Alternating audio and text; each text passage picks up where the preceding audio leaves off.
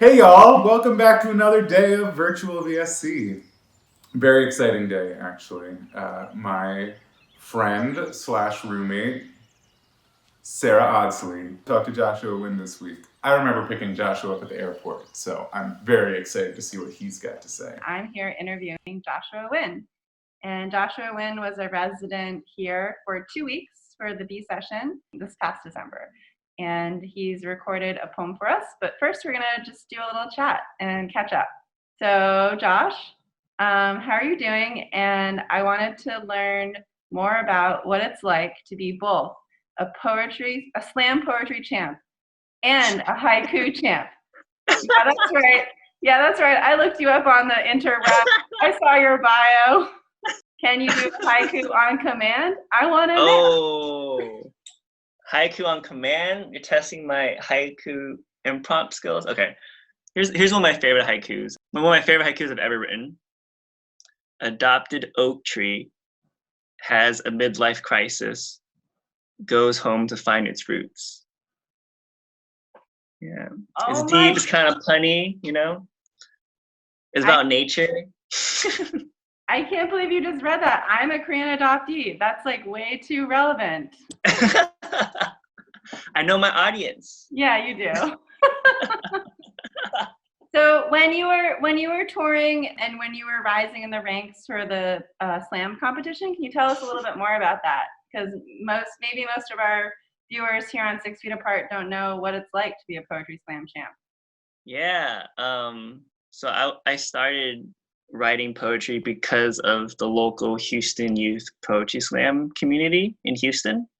So I was part of an org called Metaphor Houston, and you had to try out every summer to be on the youth team. It was very intense. And every summer we would travel to a different city to be part of Brave New Voices, which is the largest international youth poetry slam festival. And besides the competition, you meet so many poets from across the nation. You have workshops, writing workshops, and just it was cool to learn that there are a lot of youth like me trying to be a writer.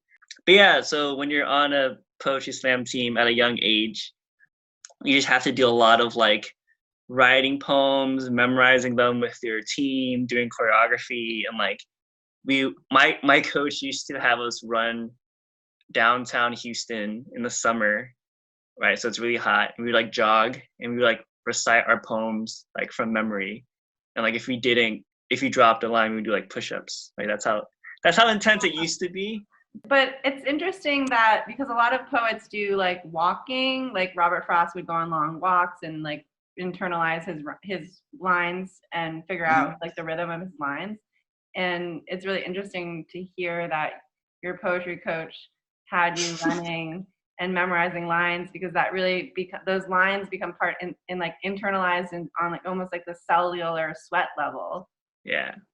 I think memorizing poems for a long time helped me really fine tune the emotionality behind each word and each sentence, because if a poem was written really well and I knew it, I could really remember the emotion that came into writing that poem. So when I would memorize poems, then a lot of it came from trying to remember the first time I wrote this word or this line. But yeah, and then I continued doing this in my collegiate years, and that's when I was part of this team at UT Austin called Spit Shine, and then we would kind of like the youth teams, we would compete every year in a different city for Cupsy, and then 2014 is when our team won the national collegiate slam competition. Yeah, I think the biggest, I was talking to my friend Elissa about how I think doing slam poetry, I think it helped me with rejection a lot, because you get instant rejection on the stage. There's 5 random judges who will give you a numerical score, which is BS, but they would give you a score on the spot after you perform.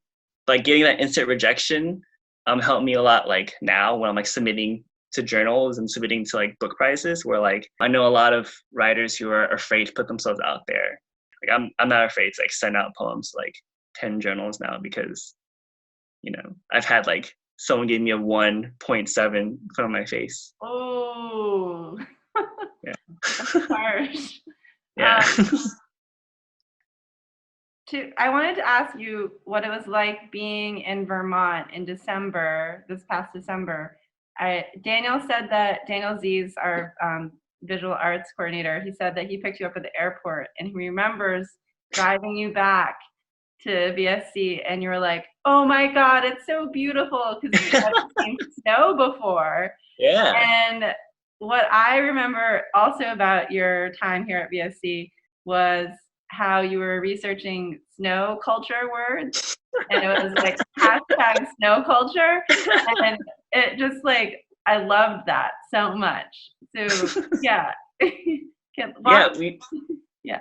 we flew in, and I just remember like everything I imagined Vermont would be as a kid is literally what it was when I landed, because everything was like snow, like peaceful snow on like, on all the roofs and on all the trees, and it was like a little wispy snow coming down. It wasn't like harsh or anything. It was just so beautiful. I never had enough snow on the ground where I could like step in it and then still be there and not melted. And yeah, just a lot of things like in the north that like a kid from the south I've never experienced. Like I remember recording the what's it called, the snow plow. Yeah. That was really exciting. I let the snow hit me. That was cool.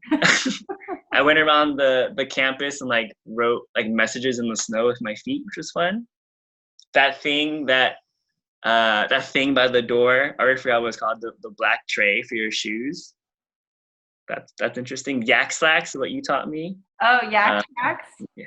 Yak tracks. I think, and the coolest thing was just like because we had to go to meals together, like as a community, and just like the process of like everyone in that long hallway taking off like 5 layers of clothing at one time is like a cool ritual to be a part of with like other people. It was very like routine and very peaceful, and I don't know. It was like a nice like mundane thing to be a part of with other people.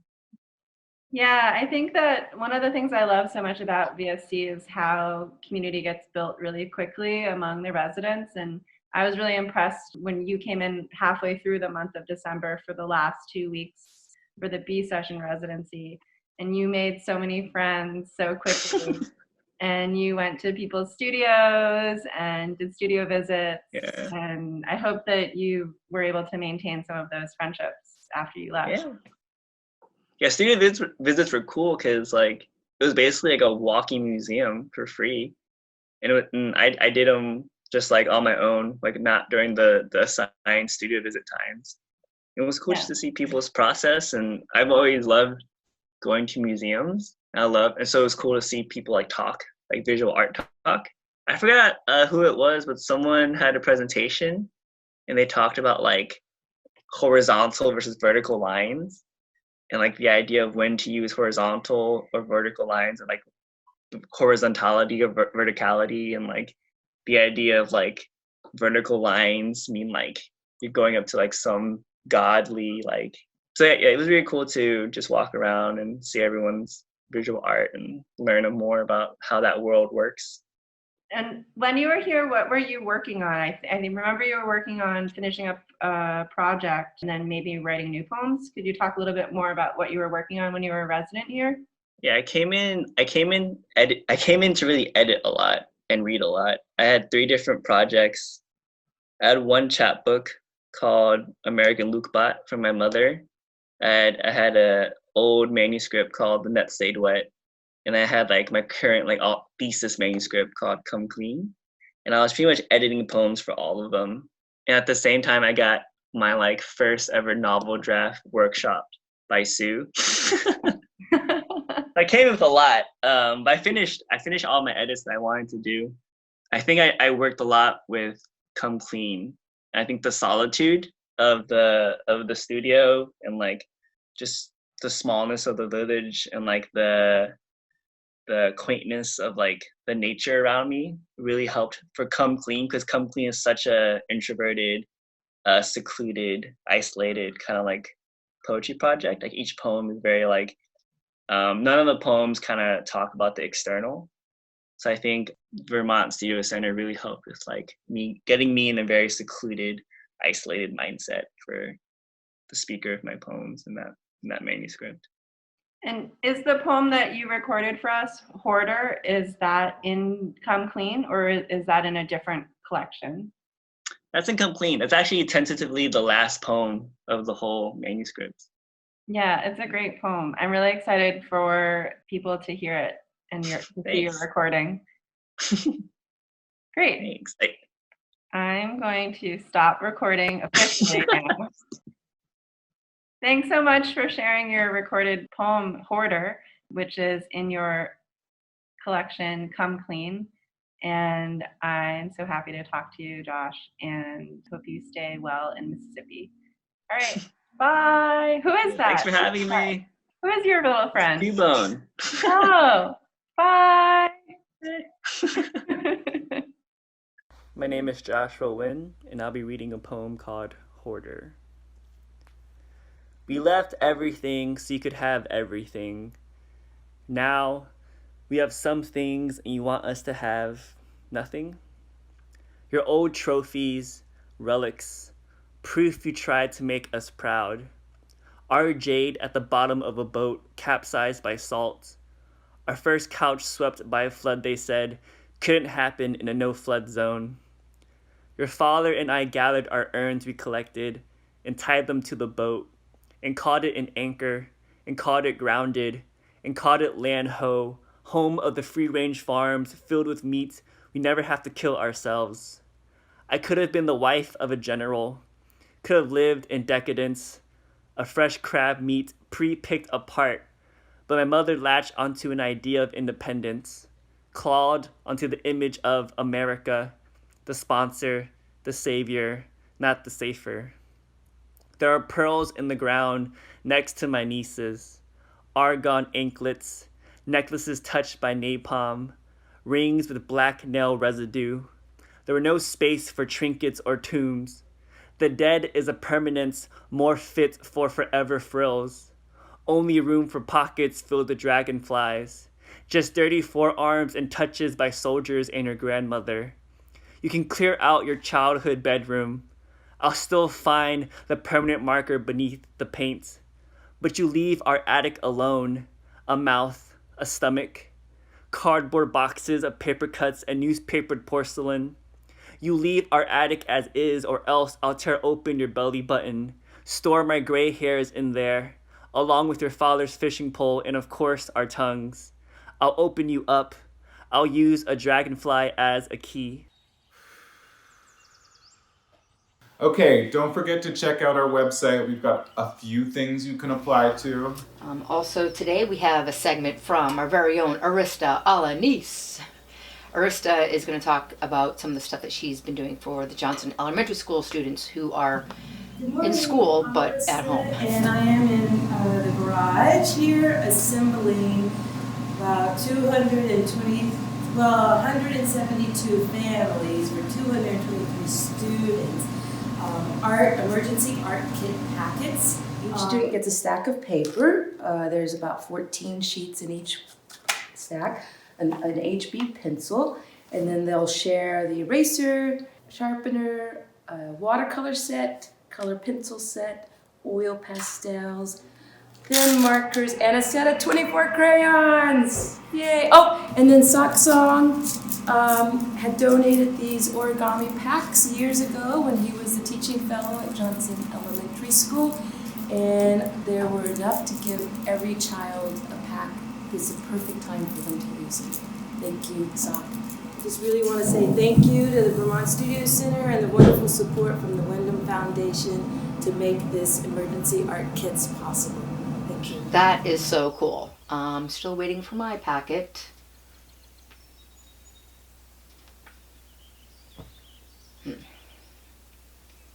Maybe they don't know where I live. Arista might not have my address. No, that's not it. Definitely want to mention the broadside competition. Sarah and I are very excited about this. So please keep submitting. News. You bring it. No, it's so exciting. I always It's National bring it. Poetry Month. It's my favorite time of the year. I'm so excited to announce we are happy to announce the Okay, check it out on the website. We're doing a competition. Well, you're much better at that than I am. What's a broadside? A broadside is a single sheet of paper printed on one side only with a visual and text. You know what we're talking about. Google it. Yeah. VSC's Broadside 2020 competition is open now until April 30th. There's also a call for our emerging show. All the information's on the website right there. I heard Harlan's been doing something. Should we check in with him? Today's life lesson is going to be about how to use the screw gun. Makes sense? So let's get it tight. There we go. Tight, good to go. Cool. There we go. Cool. That's the battery. Way is reverse. So you push that side. That's forward. Push this side. That's reverse. Makes sense? Cool. To take the bit out of the chuck. Narrative. That's a chuck. It tells a story of history and struggle and triumph of some other world. It's a world that's full of people and problems and themes and symbolism and animals. And Mac, who's the sculpture tech at Vermont Studio Center in Johnson, just added another character to that menagerie. I'm visiting Harlan Mack at his studio in Johnson to see the creative process behind this latest sculpture. Mid-40s to mid-50s. Earth, sun mixed with a few afternoon clouds in the low to mid-70s east, 70s near east west. Take that out. There you go. Wow. That lived up to my expectations. Now to Kristen with sports.